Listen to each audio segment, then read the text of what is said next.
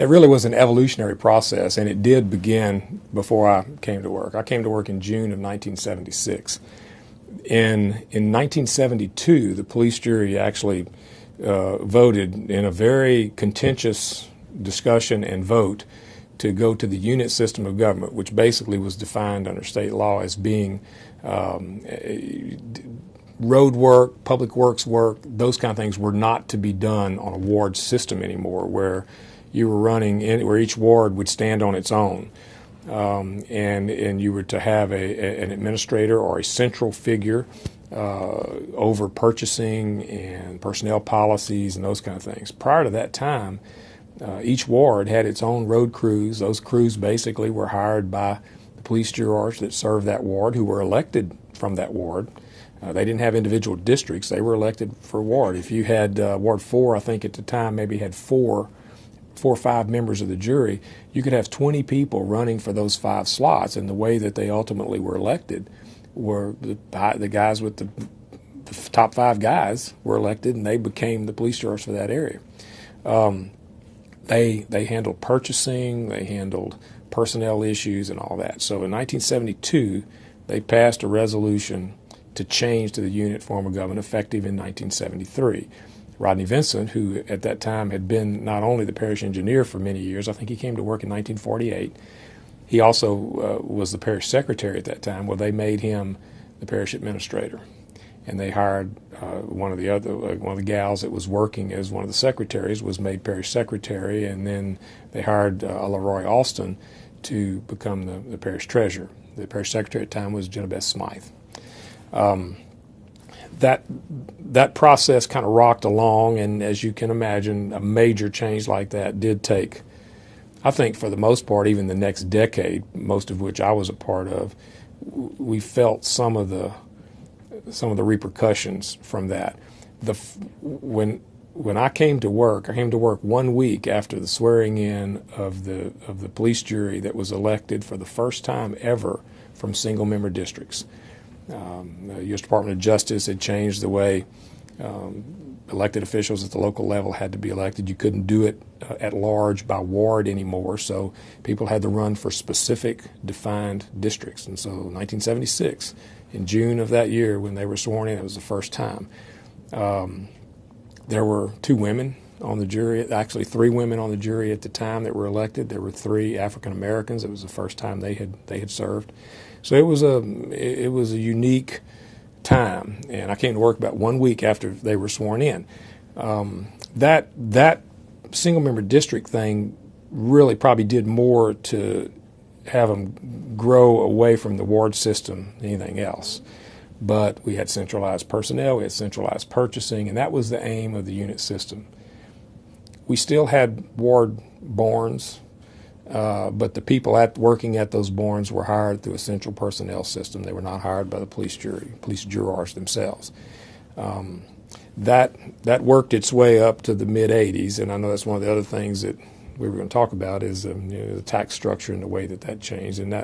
So I would say the process was evolutionary, probably went on for maybe as much as a decade and a half or so after they formally took the action to go to the unit system. But I think that created the avenue of efficiencies that we were able to benefit from over the years, and has continued to grow even up until today to become more of a professional, operate more like a business than maybe a government.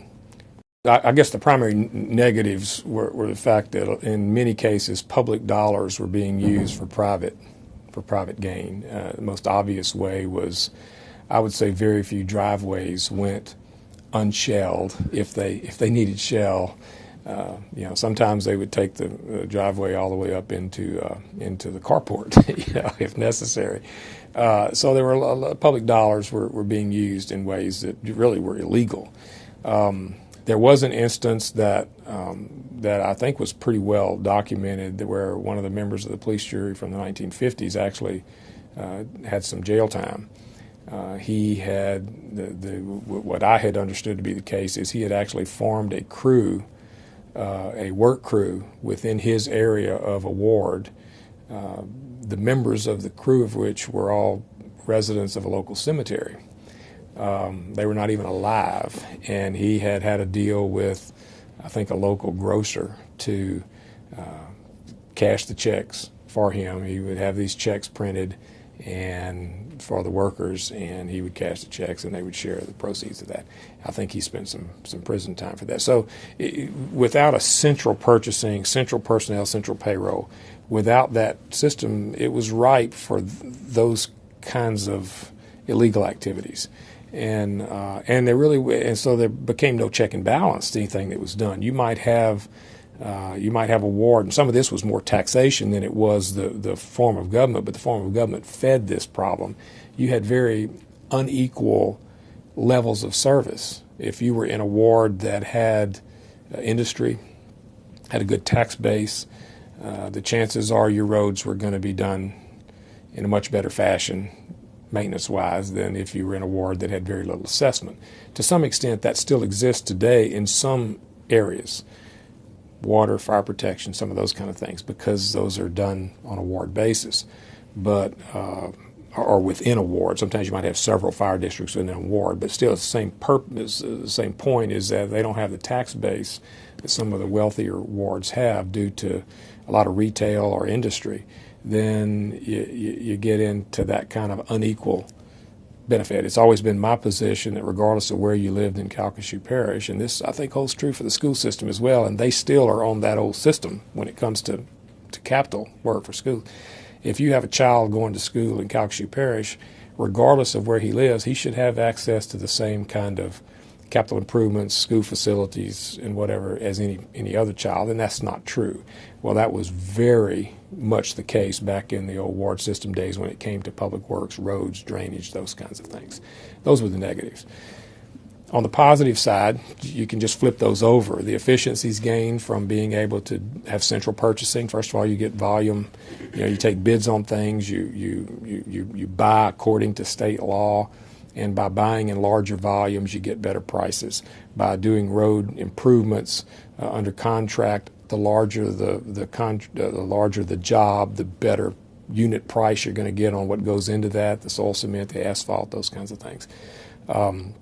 Personnel decisions, people are hired hopefully for what they can do, not who they know, and what their background is as compared with who they knew to be able to get into the job. So I think the efficiencies are much more in place in a unit system type of environment, and that's probably the more obvious positives that are there. I think just the depoliticizing of public employment, of public purchasing, letting the elected officials become the policymakers, set those policies, and leave the general administrative day-to-day duties to professionals creates a huge difference in effectiveness between a ward system and a unit system. It's always dangerous to do that because you leave out somebody that you know ought to be in that list, but I can name some. Some were actually on that 1972 jury. Some didn't serve but that one term. Their goal, I think, was to try to do what they were able to do, and that's turn that thing around on a dime, and they did that. That's people like Fred Godwin, who later served as a district judge for many years. Wayne Kingery was on that jury. Julian Dondas was a member of that jury, and I think all of those the three of those at least were one-term people. They ran to accomplish that goal of the unit system, and that was a goal. They really weren't looking for some kind of long-term political career there. Others that were on that jury that did stay, at least for one additional term, in one case many more than that, was Charles Liggio, who ended up serving, I think, 24 years. Highly distinctive service. One of the best members of this governing body. Of the 74 or 75 jurors that I served with and under, he could be one of the best, no question about that. Ken East, who at the time he was elected in 1972, was the youngest police juror. He was a student at McNeese when he ran and was elected from Ward 3 in 1972. And he then ran for re-election with the new single-member district thing and won and served one more term and decided he had had enough after that. There were others that were part of that, some of whom kind of, because of their I guess because they were elected from areas that didn't see the unit system as necessarily advantageous to them, grew with the process and became supporters after it was done.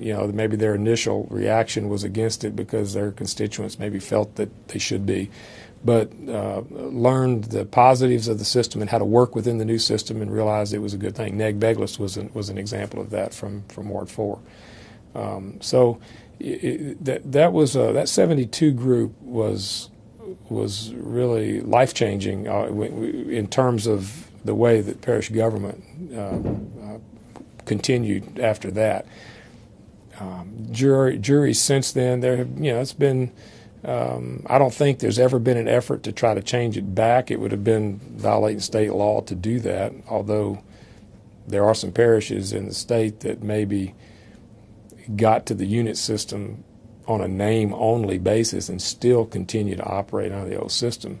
How they're allowed to continue to do that, I don't know. I mean, I think the state could maybe clamp down on that. But in some cases, it's very small parishes, and maybe they just feel like it's not worth their time. I don't know. But I don't think that's the way it was here. I don't think it was name only. Again, it was evolutionary. We didn't, on January 1st of 1973, just bam, here we are. But the commitment was there to make sure that it worked. It just took a while for that other system to kind of work its way out of existence.